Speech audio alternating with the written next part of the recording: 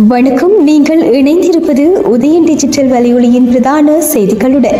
செய்தி தொகுப்பு உதயன் டிஜிட்டல் செய்தி பிரிவு. செய்திகளுடன் இணைந்திருக்கும் நான் லிஷா தரணீஸ்வரன்.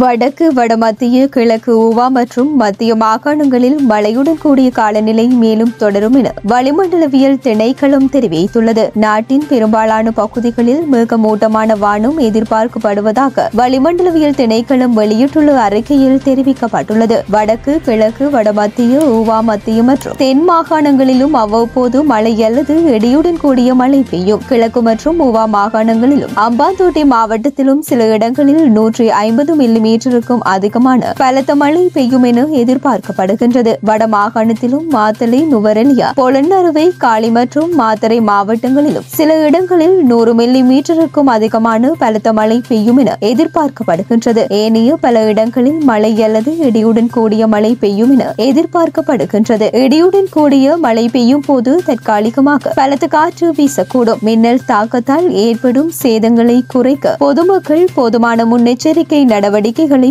எடுக்குமாறு வளிமண்டலவியல் திணைக்களம் கேட்டுக் கொண்டுள்ளது. வல்வெட்டித்துறை போலீஸ் நிலையத்தில் போலீஸ் காவலில் வைக்கப்பட்டிருந்த நபர் ஒருவர் உயிரிழந்துள்ளார். அவர் சந்தேகத்துக்கு இடமான மாத்திரைகளை அதிகளவில் உட்கொண்டமையால் இறப்பு சம்பவித்திருக்கலாம் என்று உடற்கூற்று பரிசோதனைகளின் அடிப்படையில் சந்தேகம் வெளியிடப்பட்டுள்ளது. பருத்தித்துறை நீதிமன்றத்தால் பிடியாணை பிறப்பிக்கப்பட்டிருந்த நிலையில் தலைமறைவாக இருந்து வந்த வல்வெட்டித்துறை தேருவில் பகுதியை சேர்ந்த 45 வயதுடைய சந்திரகுமார் சந்திரபாலன் என்பவர் போலீசாரால் கைது செய்யப்பட்டு போலீஸ் காவலில் வைக்கப்பட்டிருந்த நிலையில் திடீர் சுகவீனமுற்றதை தொடர்ந்து அவர் ஊரணி மருத்துவமனைக்கு கொண்டு செல்லப்பட்ட பின்னர் உயிரிழந்தார். சடலம் பருத்தித்துறை ஆதார மருத்துவமனைக்கு அனுப்பப்பட்ட நிலையில் அங்கு சென்ற பருத்தித்துறை பதில் நீதிவான் திருமதி விஜயராணி உருத்திரேஸ்வரன் விசாரணைகளை மேற்கொண்டதுடன் சடலத்தை ஜாழ் போதனா மருத்துவமனையில் ஒப்படைத்து உடற்கூற்று பரிசோதனைகளை மேற்கொள்ளுமாறு உத்தரவிட்டிருந்தார். சடலத்தின் மீதான உடற்கூற்று பரிசோதனைகள் நேற்றைய தினம் இடம்பெற்ற நிலையிலேயே ஒரு வகை மாத்திரைகளை அதிகளவில் உட்கொண்டமையால் அவர் உயிரிழந்திருக்கலாம் என்று தெரிவிக்கப்பட்டுள்ளது. இது தொடர்பான மேலதிக பகுப்பாய்வு நடவடிக்கைக்காக மாதிரிகள் பெறப்பட்டு அவை கொழும்புக்கு அனுப்பி வைக்கப்பட்டுள்ளன.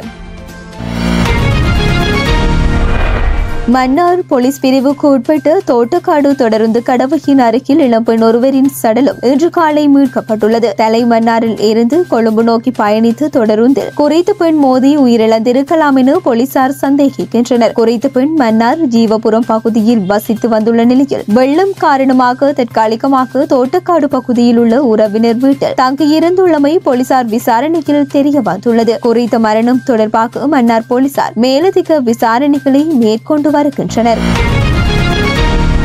கிழக்கு மாகாணத்தில் உள்ள அனைத்து பாடசாலைகளும் இன்று மூடப்பட்டுள்ளது. தற்போது நிலவும் மோசமான வானிலை காரணமாக இந்த முடிவு எடுக்கப்பட்டுள்ளது. மாகாணத்தில் உள்ள பாடசாலைகளில் தற்போது பரீட்சைகள் நடைபெற்று வருவதால் நாளை இடம்பெறவுள்ள பரீட்சைகள் எதிர்வரும் 25ஆம் திகதி சனிக்கிழமை நடாத்த ஏற்பாடுகள் செய்யப்பட்டுள்ளதாக தெரிவிக்கப்படுகின்றது.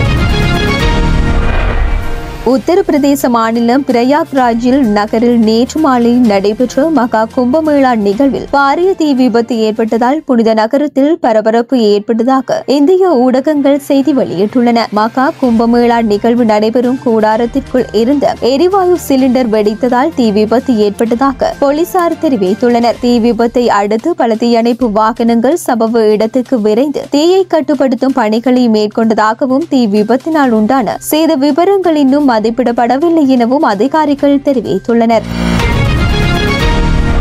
அமெரிக்காவின் உச்சநீதிமன்ற தலைமை நீதிபதி ஜோன் ராபர்ட்ஸ் முன்னிலையில் 47வது ஜனாதிபதியாக குடியரசுக் கட்சியின் டொனால்ட் ட்ரம்ப் வாஷிங்டனில் உள்ள நாடாளுமன்ற கட்டிடமான கேபிட்டல் அரங்கில் பதவியேற்க உள்ளார். இதன்போது அடுத்த 4 ஆண்டுகளில் மேற்கொள்ளவுள்ள திட்டங்கள் குறித்து டொனால்ட் ட்ரம்ப் அறிவிப்பார் என வெளிநாட்டு ஊடகங்கள் செய்தி வெளியிட்டுள்ளன. அமெரிக்க ஜனாதிபதியை தேர்ந்தெடுக்கும் தேர்தல் கடந்த நவம்பர் மாதம் நடைபெற்றது. இதில் குடியரசுக் கட்சி வேட்பாளர் டொனால்ட் ட்ரம்ப் மற்றும் ஜனநாயக கட்சி சார்பில் போட்டியிட்டு துணை ஜனாதிபதி கமலா ஹாரிஸ் இடையே போட்டி இடம்பெற்றமை குறிப்பிடத்தக்கது.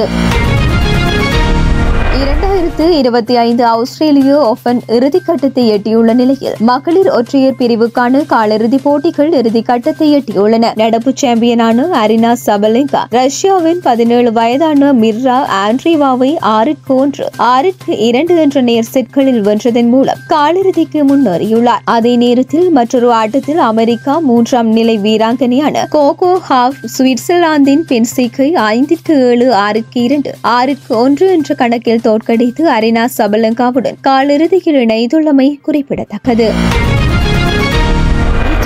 உதயன் டிஜிட்டல் வலையொலியின் பிரதான செய்திகள் நிறைவடைகின்றன. தொடர்ந்தும் செய்திகளை உடனுக்குடன் அறிந்து கொள்ள எமது உதயன் டிஜிட்டல் வலையொலி பக்கத்துடன் இணைந்திருங்கள். வணக்கம்.